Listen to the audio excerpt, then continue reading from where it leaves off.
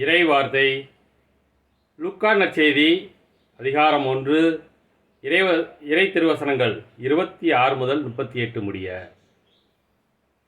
6ஆம் மாதத்தில் கபிரியேல் என்னும் வானதூதரை கடவுள் கலிலேயாவில் உள்ள நாசரேத்து என்னும் ஊரிலிருந்த ஒரு கன்னியிடம் அனுப்பினார்.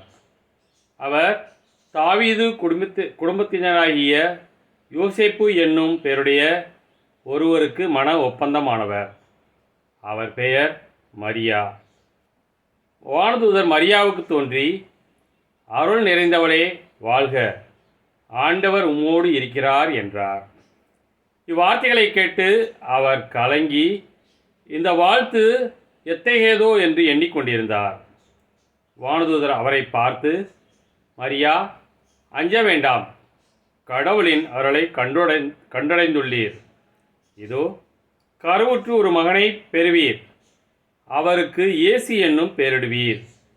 அவர் பெரியவராயிருப்பார், உன்னத கடவுளின் மகன் எனப்படுவார். அவருடைய தந்தை தாவீதின் அரியணையை ஆண்டவராகிய கடவுள் அவருக்கு அளிப்பார்.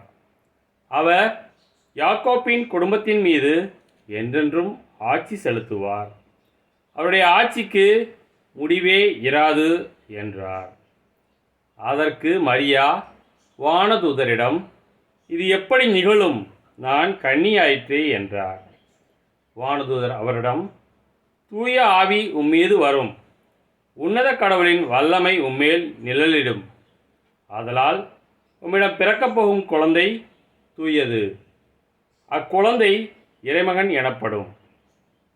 உறவினராகிய எலிசபெத்தும் தம் முதிர்ந்த வயதில் ஒரு மகனை கருத்தரித்திருக்கிறார். கருவுற இயலாதவர் என்று சொல்லப்பட்ட அவருக்கு இது 6ஆம் மாதம். ஏனெனில் கடவுளால் இயலாதது ஒன்றும் இல்லை என்றார்.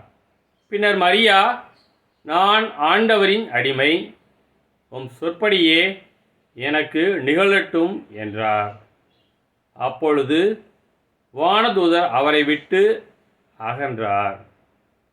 கிறிஸ்துவின் நற்செய்தி.